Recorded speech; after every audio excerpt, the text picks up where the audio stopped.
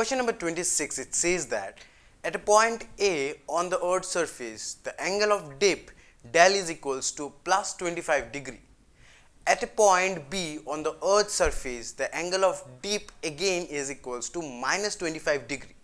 We can interpret that. Now this is a question from the chapter Earth's magnetism, where angle of dip is given for two different points. So you need to check the correct answer. Number 1, A and B are both located in the northern hemisphere.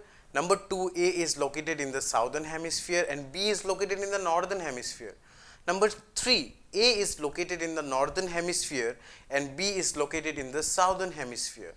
Number 4, A and B both are located in the southern hemisphere. The right option is option number 3. How do you calculate this one? I will just give you the hint. The horizontal component is BH. This is the vertical component BV. This is the magnetic field, resultant magnetic field. This is the angle of dip, that is plus 25 degree. Now the next one, that is minus, again this is BV, that is vertical component, and this one is BH, and this one will be the minus, okay, minus 25 degree. This is how it is given. Now you need to calculate in which location it will be. So your correct answer is option number 3. Now let us move to the next question, that is question number 27. The total energy of an electron in an atom in an orbit is given by minus 3.4 electron volt.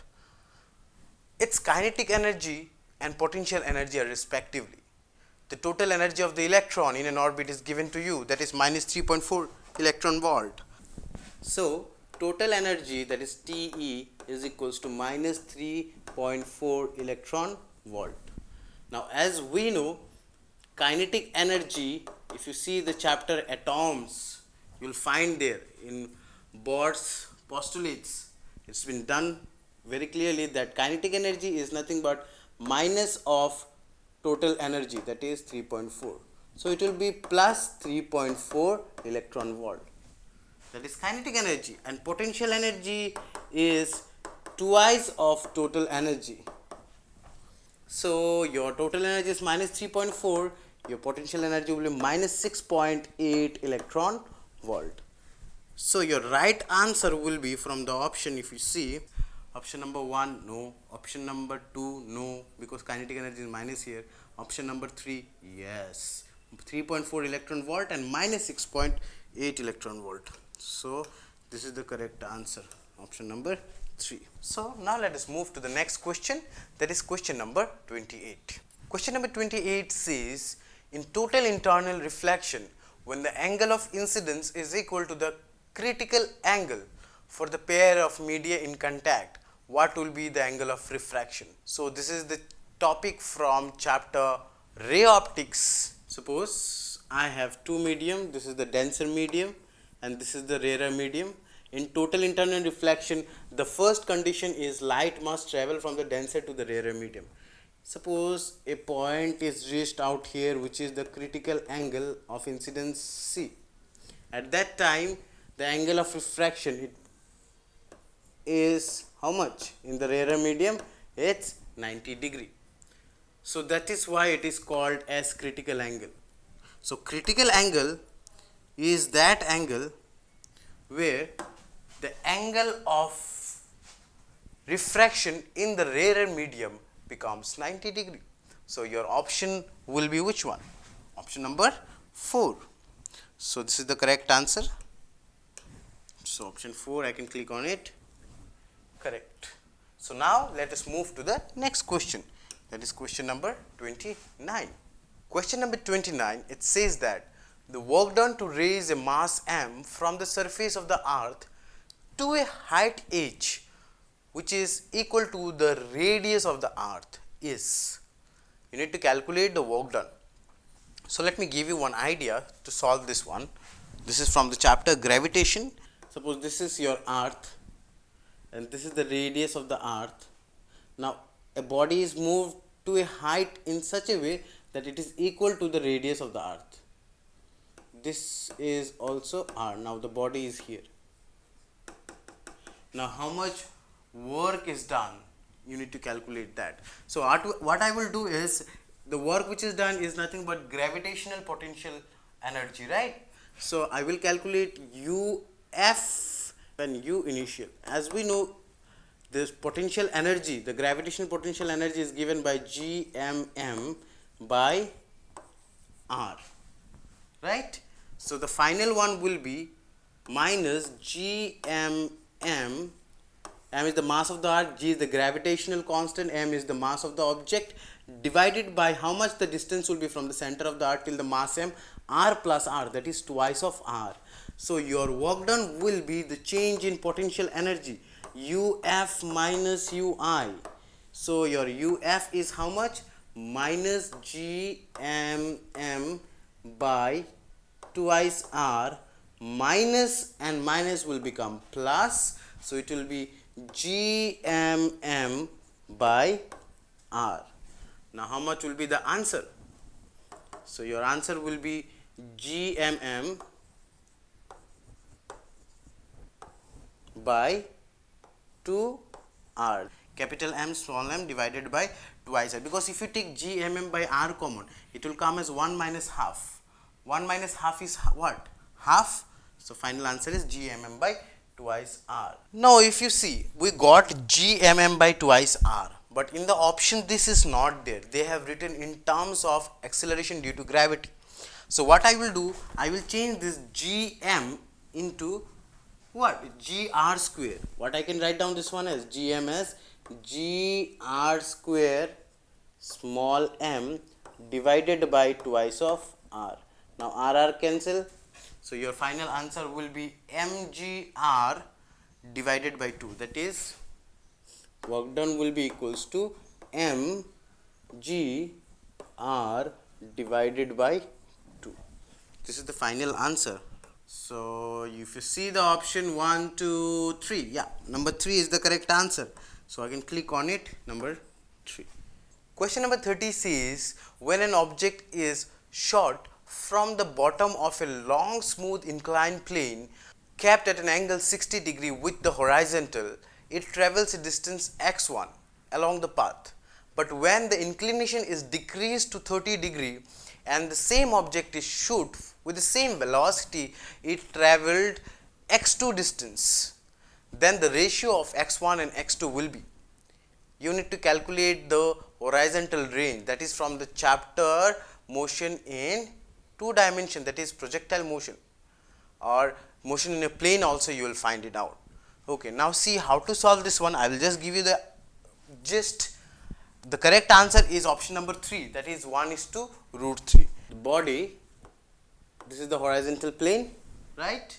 So this is how it is making at first with initial velocity u, and how much is this one? 60 degree. Fine. And the next one, it is making angle, if you see, it is making angle 30 degree. So you need to calculate this distance. At first this is x2, and for this one this is x1. So the ratio x1 is to x2 has to be calculated, and the final answer come out to be this one, 1:3. So let me click on this one. This is the right answer. Now let us move to the next question, that is question number 31. Alpha particle consists of how many protons and how many neutrons?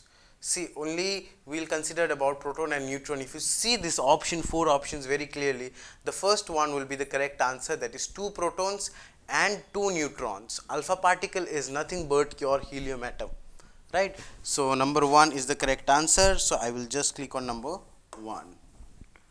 So now we will move to the next question, that is question number 32. Question number 32 says, the speed of a swimmer in still water is 20 meter per second. The speed of the river water is given to be 10 meter per second and is flowing due east. Please remember that it is flowing towards east. If he is standing on the south bank and wishes to cross the river along the shortest path, the angle at which he should make his strokes with respect to north is given by? Okay, it is a very interesting question. It is from the chapter relativity. Okay, the relative velocity if you have studied. So, please see there, you will find this type of derivations are there and direct formulas are given to you. Let me show it to you, a little hint how to apply this one. This is the other side of the river, this is the north side of the river, and this is the south side where you are standing. Suppose you are standing here. Now, you wish to cross to this one at the shortest path. What will be your shortest path? This is the shortest path, right. So, in order to go in this way, since the river is flowing in this direction, this is the direction of flow. Okay. So, what you will do? You will move in this way little bit, yes or no? If you move in this direction, then only you will be able to reach to the shortest path. So, here is your velocity is given to be how much?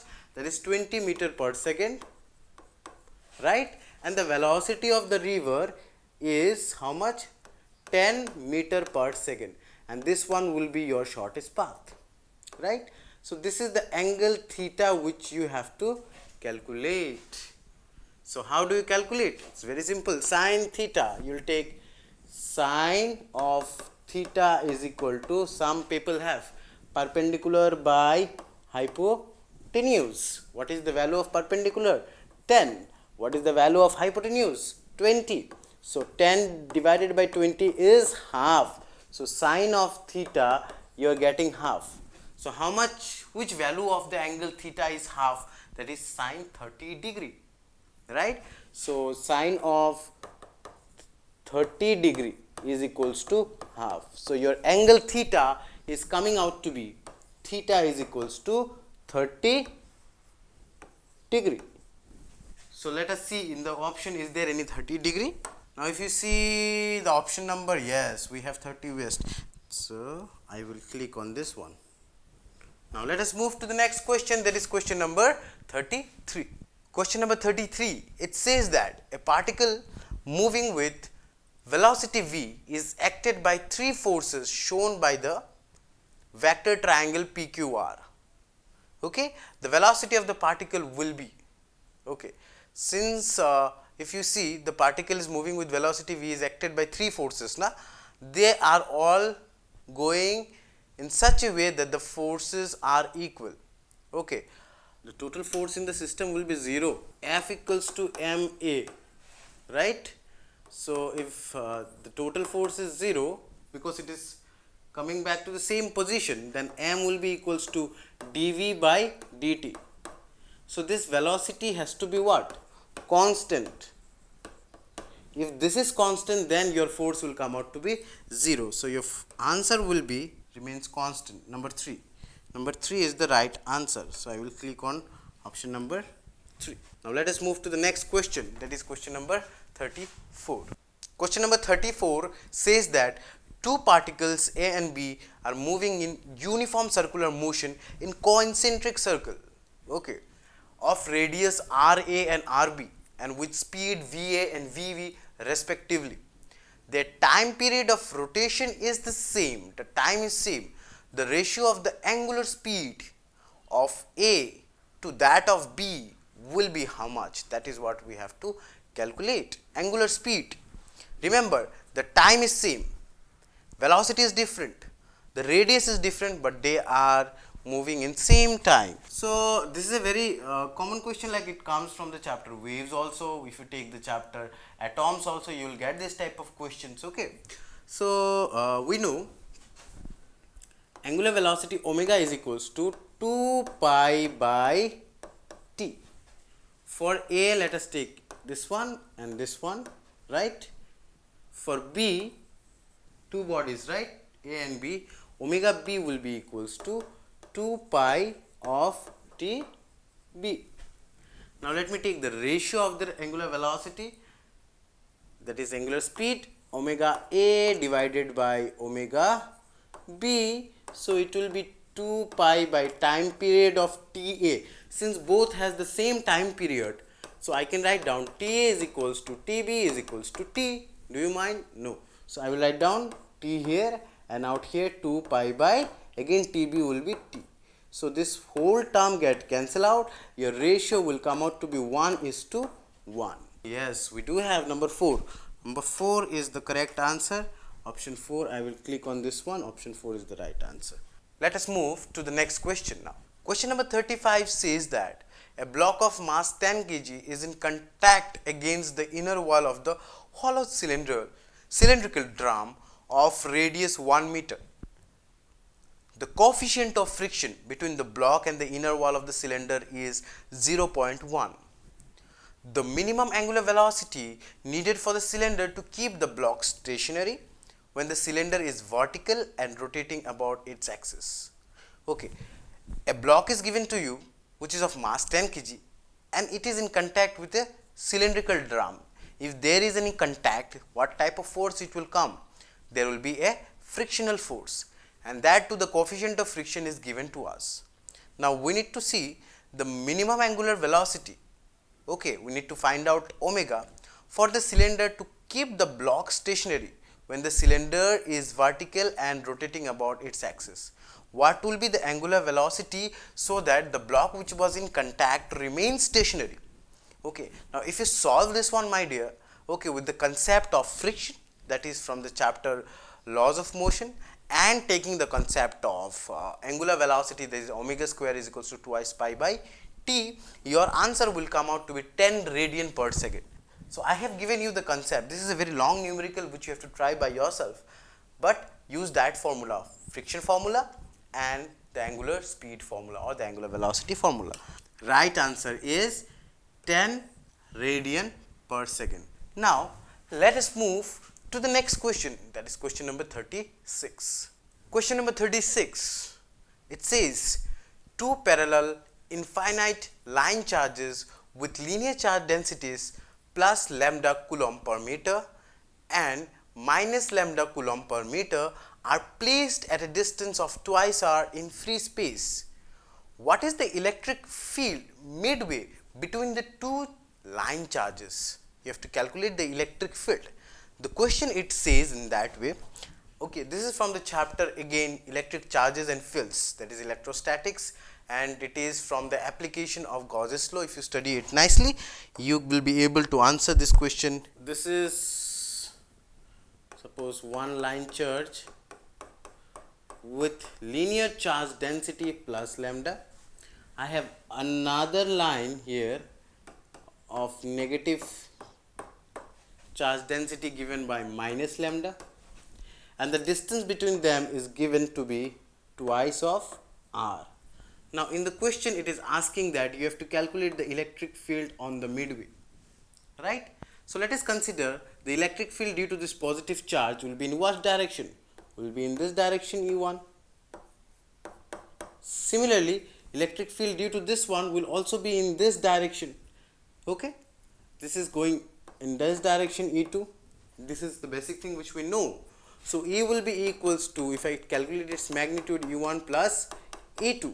Now we know E1 can be written as lambda by twice pi epsilon naught r, right? Plus again E2 can be written as lambda by twice pi epsilon naught multiplied with r, right? So if I take LCM, it will be 2 lambda twice pi epsilon naught multiplied with r. So 2 get cancel out. Your final answer would be lambda divided by pi epsilon naught multiplied with r, and Newton per Coulomb is its unit, electric field intensity unit. So final answer will be from the question, if you see 0, no, 2, no, 3, yes, 3 is the correct answer. So I can click on number 3. I hope you have understood the application.